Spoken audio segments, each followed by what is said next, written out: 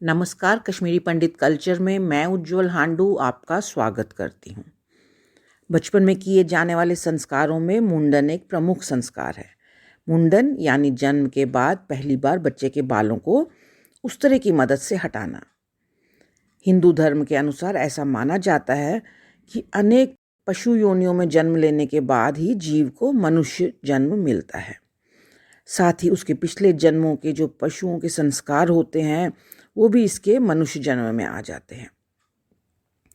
मुंडन के द्वारा उसके इन्हीं कुसंस्कारों को निकाला जाता है। मुंडन को हम कश्मीरी में जर कासे कहते हैं। इसमें जर का अर्थ है जन्म के बाल और कासे यानी काटना। जन्म के बालों को अशुद्ध माना जाता है क्योंकि ये माँ के गर्भ में ही आ जाते हैं, इसलिए जन्म के बाद इन्हें पूरा हटाने का विधान है। यूं तो मुंडन के समय वैदिक मंत्रों के साथ हवन किया जाता है, परंतु आजकल कश्मीरी पंडित समुदाय में जर कासे के समय किसी भी तरीके का धार्मिक अनुष्ठान नहीं किया जा रहा है और ये केवल एक सोशियो कल्चरल इवेंट ही रह गया है। इसे हम किसी तीर्थ पर, मंदिर में या अपने घर पर ही कर सकते हैं। वीडियो में आगे जानते हैं कि जर कासे कब करना चाहिए और इस दिन हम क्या क्या करते हैं।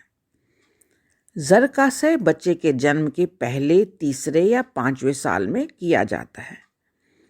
अधिकतर लोग इसे जन्म के तीसरे साल में करते हैं।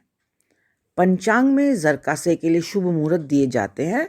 हमें अपनी सुविधा अनुसार किसी दिन का चयन करके दिए गए मुहूर्त पर ही बाल उतरवाने चाहिए। इस दिन परिवार की सभी महिलाएं जैसे बच्चे की दादी, माँ और चाची ताई आदि नए कपड़े पहनते हैं और नया अठोर पहनते हैं। इस समय बच्चे को किसी परिचित, जिसके पास भी बच्चा कंफर्टेबल फील करे, उसकी गोद में बिठाया जाता है, जैसे उनकी दादा दादी या उनकी माँ की गोद में। अब पिता दर्भ का एक तिनका हाथ में लेकर सांकेतिक रूप से बाल काटने की शुरुआत करते हैं।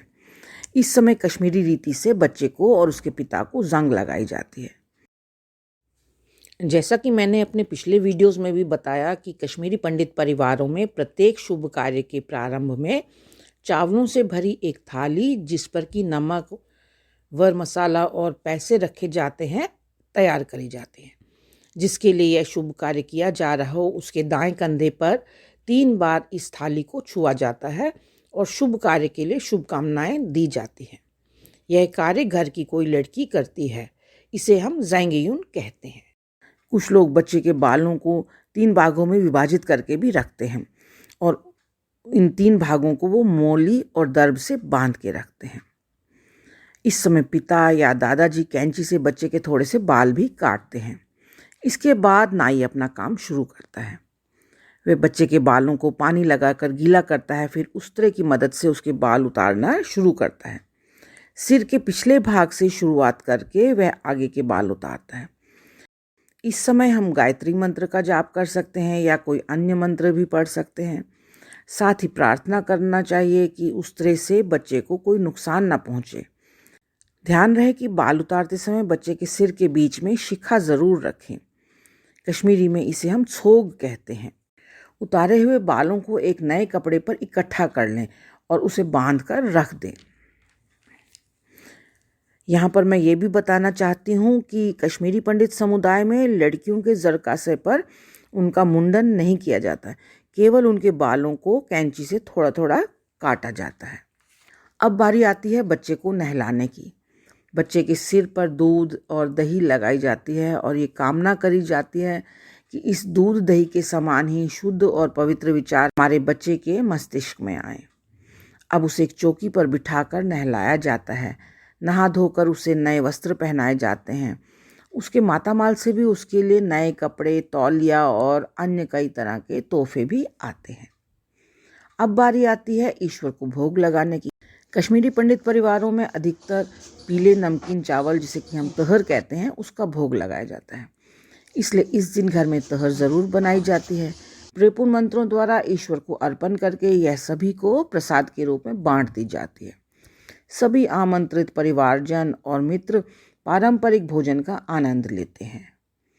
अंत में नाई को बाल काटने का शगुन दिया जाता है उसके अलावा चावल, नमक, अखरोट और जिस कपड़े पर बाल काटे गए हों वह कपड़ा भी दिया जाता है। आजकल हम इस कपड़े के बदले में उसे एक जोड़ा पहनने के कपड़े देते हैं, जैसे कि कुर्ता पजामा या पैंट शर्ट आदि। उतारे गए बालों को हमें यूं ही इधर उधर नहीं फेंकना चाहिए, क्योंकि अगर इन बालों पर किसी ने जादू टोना किया तो इससे बच्चे को शारीरिक और मानसिक नुकसान हो सकता है। इन बालों को हम अपने घर के आंगन में या किसी तीर्थ स्थान पर गहरा गड्ढा खोदकर उसमें दबा देते हैं।